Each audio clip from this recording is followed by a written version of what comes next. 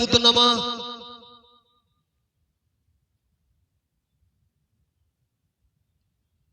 హల్లెలూయా. నిజమండి. నేను ఎలాగనా ఉన్నానంటే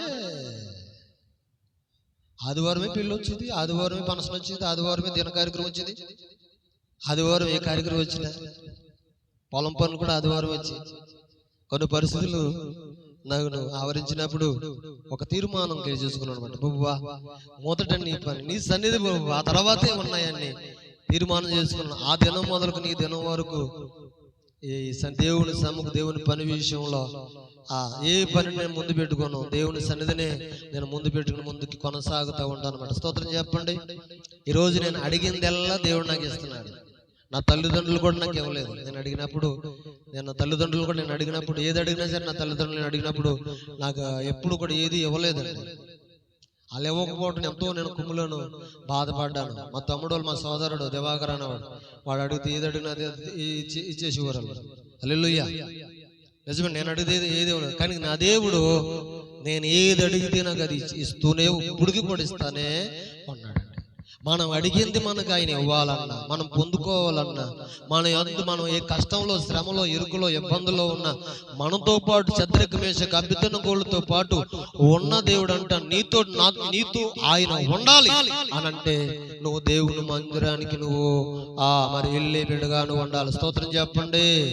నిజమే కదా. దేవుని మందిరం విలువ నువ్వు తెలిస్తే, దేవుని సన్నిధి విలువ తెలిస్తే ఏ పను పెట్టుకోవు, ఏ పనసలు పెట్టుకో, ఏ ప్రయాణాలు కూడా నువ్వు పెట్టుకోకుండా, వ్యర్థమైన ఆలోచనలు లేకోకుండా నువ్వు కోపాలు తాపాలు కూడా విడిచిపెట్టి దేవుని సముఖానికి చేరుకుంటానికి ప్రయత్నం చేస్తావు. కొందరు దేవుని సన్నిధిని మందిరానికి వెళ్తా ఉంటారు. మందిరానికి వెళ్తా ఉండి కూడా దేవుని సన్నిధిని ఎరుగుండి కూడా దేవుని పనిని దేవుని మందిరానికి వెళ్తున్న వాళ్ళని వెళ్ళకోకుండా ఆటంకపరిచే వాళ్ళు ఉంటారు.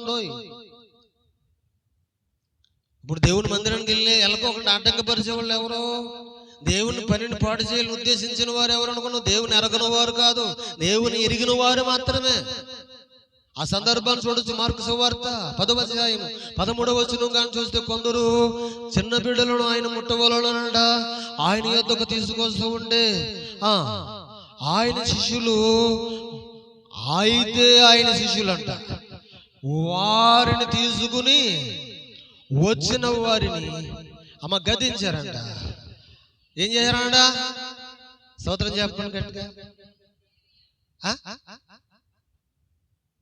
ఇప్పుడు దేవుని సన్నిధి మందిరానికి వెళ్ళే వారిని వెళ్ళకోకుండా ఆపేది ఎవరో?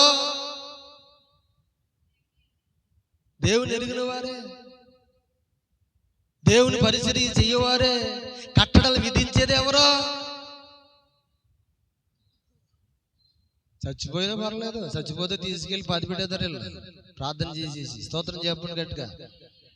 ఆ మందిరానికి వెళ్ళకూడదు, ఈ మందిరానికి వెళ్ళకూడదు, అక్కడికి వెళ్ళకూడదు, ఇక్కడికి వెళ్ళకూడదు, ఎక్కడికి వెళ్ళకూడదు అని కట్టడలో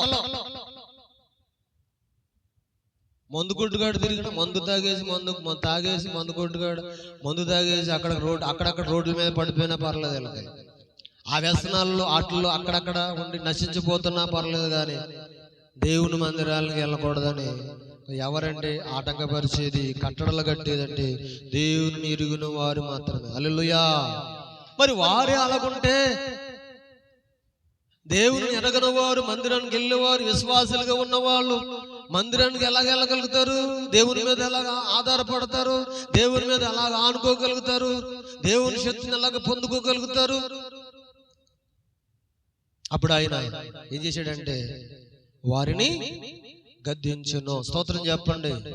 ఈరోజు ఈ స్థలానికి ఎవరైతే మందిరానికి రావాలనుకుంటున్నారో, వచ్చేవారిని ఎవరైతే ఆటంకపరుస్తున్నారో, ఆటంకపరిచే వారిని ప్రభు ఆత్మ ఈరోజు ఈ సమయమందు వారిని గద్దించును గాక.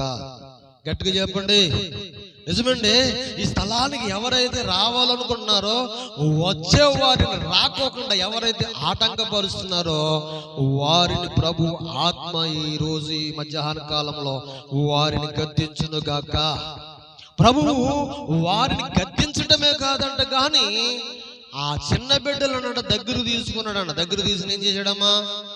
చదవడం మాటనే 14-15 వచనాల్లో, యేసు వారిని చూసి కోపపడి, చిన్న బిడ్డలను నా యొద్దకు రానివ్వండి, వారిని ఆటంకపరచవద్దు, దేవుని రాజ్యం ఇలాంటి వారిదని చెప్పి చిన్న బిడ్డ వలె ఎవరైతే మార్పు నొంది నడుచుకుంటారో అందులో నేనెంత మాత్రమును ప్రవేశింపడని నీతో నిశ్చయముగా చెప్పుచు ఆ చిన్న బిడ్డలను దరికి తీసుకుని ఎత్తుకునంట వారిని చేతులుంచి వారిని ఆశీర్వదించాడంట. స్తోత్రం చెప్పండి గట్టిగా. ఆశీర్వాదం కొనుక్కుంటే వచ్చేది కాదండి. ఉల్లిపాయలు కొనుక్కోవచ్చు, మార్కెట్లోకి వెళ్ళి బట్టల షాప్కి వెళ్ళి బట్టలు కొనుక్కోవచ్చు, ఏదైనా మనం కొనుక్కోవచ్చు, ఏదైనా కొనవచ్చు, కూరగాయలు కొనవచ్చు, బట్టలు కొనవచ్చు. కానీ ఆశీర్వాదము కొనుక్కుంటే మాత్రం రాదు. స్తోత్రం చెప్పండి.